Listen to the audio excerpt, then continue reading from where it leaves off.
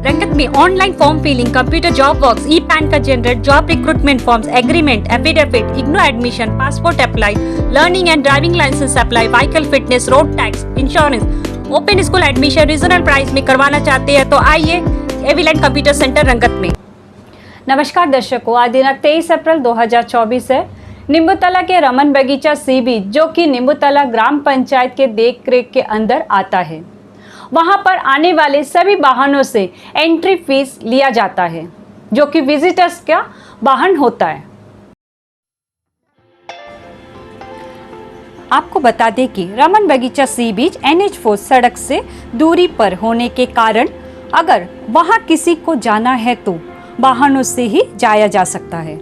सिर्फ सी बीच के आसपास के लोग ही पैदल जा सकते हैं।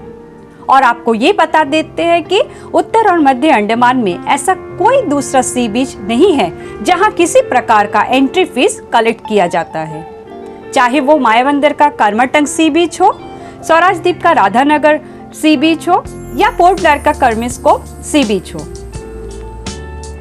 कहीं भी किसी प्रकार का एंट्री फीस नहीं लिया जाता है।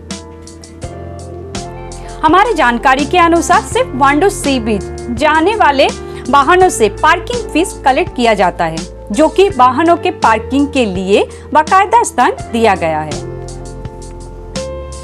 तो फिर निम्बूतला का रमन बगीचा सी बीच पर ही क्यों? यहाँ तक कि वहाँ का सारा डेवलपमेंट IPNT विभाग द्वारा किया गया है। यहाँ तक कि चेंजिंग रूम से लेकर फ्लोटिंग जेट्टी तक IPNT द्वारा बनाया गया है। और रमन बगीचा सी बीच पर पंचायत द्वारा वाहनों से एंट्री फीस कलेक्ट करते हैं। चेंजिंग रूम और टॉयलेट रूम इस्तेमाल करने पर भी पैसा लिया जाता है। यहाँ तक कि हमें सूत्रों से पता चला है कि रमन बगीचा के नारियल बागान का नारियलों से भी जो रेवेन्यू जनरेट होता है उसे भी पंचायत ही कलेक्ट करता है। दर्शकों, ये मामला तब गरमाया जब निम्बूतला ग्राम पंचायत के ही अंदर आने वाले आमकुंज सी बीच पर एक टूरिस्ट को घूमने आए और उनमें से एक जन को टॉयलेट जाना था, लेकिन आमकुंज में बनाए टॉयलेट जो कि गंदगी से भरपूर था और उसमें पानी का ही इंतजाम नहीं था। उस वजह से उस व्यक्ति को बीच के झाड़ियों में ही बैठना पड़ा, जो कि अंडमान टूरिज्म के लिए शर्मनाक बात है। जब हमने लोगों से पूछा तो उन्होंने बताया कि आमकुंज सी बीच से पंचायत को ज्यादा पैसा का कलेक्शन नहीं होता, इसीलिए उसका देखरेख भी ना का बराबर है।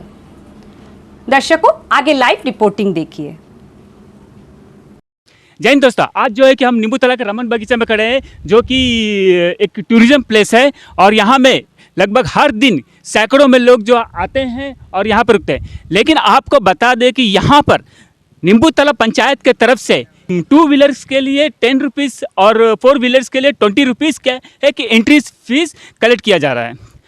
और आपको जानकर ताज्जुब होगा कि पूरे मिडिल अंडमान में, नॉर्थन मिडिल अंडमान में, इवन पोर्ट ब्लेयर में भी बहुत सारे बीचेस है, आज तक इस तरह का कोई एंट्री फीस के बारे में ना हमने सुना है और ना ही कभी देखा है यहाँ। और आपको बता दें कि यहाँ में जो डेवलपमेंट होता है, इवन जो यहाँ में टॉयलेट बाथरूम बनाया गया है वो भी डायरेक्टर ऑफ टूरिज्म की तरफ से बनाया गया है। यहाँ में देखा जाए जो आपका बैठने का जो बनाया गया है वो भी फॉरेस्ट डिपार्टमेंट या डायरेक्टर ऑफ टूरिज्म की तरफ से बनाया। इवन जो पीछे जो है कि आपको फ्लोटिंग जेट्टी जो दिख रहा है वो भी डायरेक्टर ऑफ टूरिज्म की तरफ से बनाया गया है। तो यहाँ सवाल ये उठता है कि जो एंट्री फीस जा रहा है वो पंचायत क्यों कलेक्ट कर रहा है, वो जो रुपीज़ जा रहा है वो किस काम में आता है? ये सब का कोई ब्यौरा नहीं है, कुछ नहीं है। लेकिन जो भी यहाँ घूमने आते हैं, टूरिस्ट आते हैं, उससे जो भी 2 व्हीलर 4 व्हीलर आते हैं, या तो कॉमर्शियल आए या प्राइवेट आए, उससे एंट्री फीस लिया जाता है। अब आपको ये बता दें कि यहाँ में नौजवान जो आते हैं, नवयुवक घूमने के लिए, 5 मिनट बैठने के लिए, 10 मिनट बैठने के लिए एक प्लेस में आते हैं, उनके पास पॉकेट मनी तक नहीं रहता है। आप ही बताइए कि वो 10 रुपया एंट्री फीस कैसे दें? सेकेंड थिंग, मैं पंचायत से पूछना चाहता हूं कि अगर वो पैसा कलेक्ट करते हैं तो वो पैसा कहां पर लगाते हैं? तो मैं पंचायत की तरफ से पूछना चाहता हूं कि ये पैसा जो इस तरह का ये बीच से आमदनी होता है उसकी डेवलपमेंट में लगाया जाता है। सर, आपका नाम बता दीजिए। सागर विश्वास। आप पंचायत की तरफ से? पंचायत की तरफ से। तो हम जानना चाहते हैं ये किस बेस में एंट्री फीस लिया जा रहा है सबसे?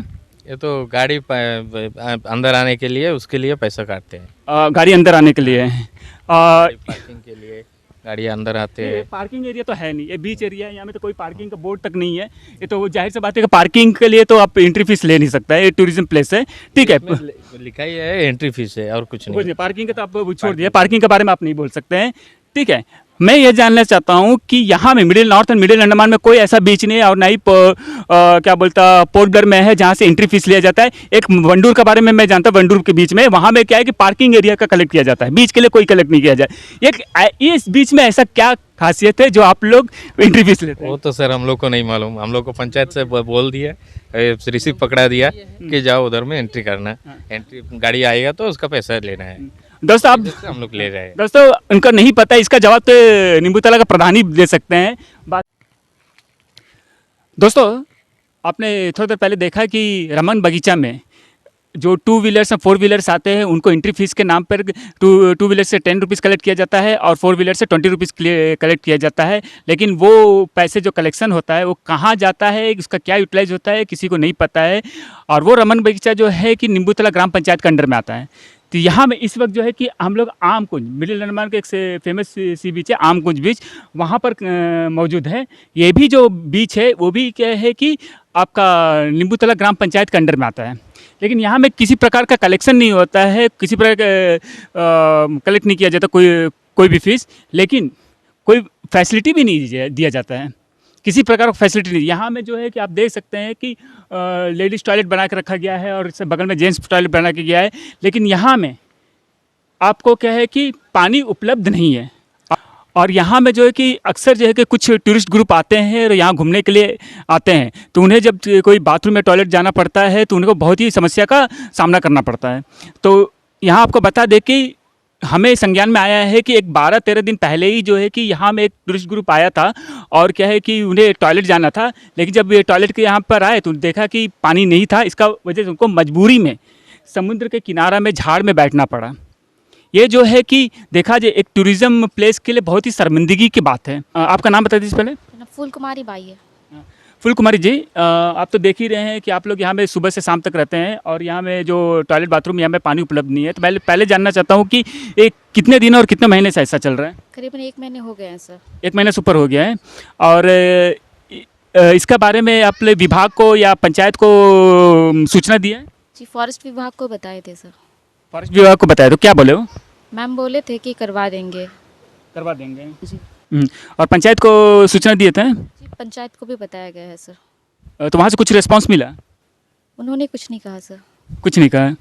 एक बात बताइए, एक्चुअली क्या है कि हमें जानकारी मिला था कि कुछ दिन पहले यहाँ में एक ग्रुप आया था टूरिस्ट का और उन्हें क्या है कि टॉयलेट में पानी नहीं मिला, तो उनको क्या है कि बीच में ही बैठना पड़ा है। कि इसमें कितना सत्यता है, ये क्या मामला क्या है एक्चुअली? जी ये सच बात है सर, यहाँ पे पानी नहीं थी, उनको इमरजेंसी था तो उन्होंने बीच के साइड पे भी उनको जाना पड़ा।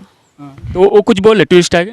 जी उन लोग बोल रहे थे बाथरूम है पर आप लोग पानी प्रोवाइड नहीं करवाते हो, बाथरूम क्यों खोल के रखे हो, ऐसे बोल रहे थे। तो दोस्तों आप ही समझ लीजिए कि एक बीच में आपको कहे कि पैसा कलेक्ट किया जाता है 2 व्हीलर 4 व्हीलर से नाम पे, जो कि पूरा मध्य Andaman, north and middle Andaman में मेरे जानकारी में ऐसा कोई बीच नहीं है जहाँ से पैसा कलेक्ट किया जाता है कोई पंचायत की तरफ से कि एंट्री फीस के नाम पर। वहीं दूसरा बीच है, वही पंचायत के अंडर में आता है, आमकुंज सी बीच है, जहाँ में चलो फीस तो कोई कलेक्ट नहीं किया जाता है लेकिन फैसिलिटी भी नहीं दिया जाता है, इवन टॉयलेट बाथरूम में पानी तक नहीं है। अब आप ही बताइए कि यहाँ में टूरिस्ट घूमने आए तो क्यों आए इस जगह में, जो यहाँ में बेसिक फैसिलिटीज ही प्रोवाइड न हो जो बीच में, तो क्यों आए? और क्या पंचायत क्या है कि अपना इनकम बढ़ाने के लिए बैठा है या लोगों का सहायता सुविधा के लिए बैठा हुआ है? दूसरी बात है कि आपको ये नहीं लगता है कि इस तरह का मैसेज जब हमारे बाकी जो फॉरेन में जाता होगा और अन्य राज्यों में जाता है कि भैया अंडमान के एक ऐसा बीच है, यहाँ में टॉयलेट बाथरूम बना दिया गया है लेकिन वहाँ पानी प्रोवाइड नहीं, हम लोग मजबूरी में सी बीच में बैठना पड़ रहा है, तो ये हमारे अंडमान वासियों के लिए कितना शर्मिंदगी की बात है। धन्यवाद दोस्तों, पंकज सिंह एवी लैंड मीडिया से। दर्शकों, हमारा ये सवाल है कि पंचायतों का लिए सिर्फ रेवेन्यू जनरेट करना ही मकसद है? सी बीच सार्वजनिक होकर लोगों के लिए मुफ्त होना चाहिए, जो कि दूसरे क्षेत्र में भी है। फिर रमन बगीचा सी बीच रेवेन्यू जनरेट सिंबल के रूप में पूरे अंडमान में उभर के क्यों आ रहा है? क्या आमकुल सी बीच से पैसा नहीं मिलता तो पर्यटकों को टॉयलेट के लिए झाड़ियों के बीच में ही बैठना पड़ेगा? टूरिज्म विभाग को भी इस मामले में संज्ञान लेना चाहिए, क्योंकि उत्तर और मध्य अंडमान में टूरिज्म सेक्टर निचले स्तर पर है। अगर टूरिज्म को बढ़ाना है तो कमियों को सुधारना होगा। धन्यवाद दर्शकों, संगीता सिंह, एवीलाइन मीडिया से।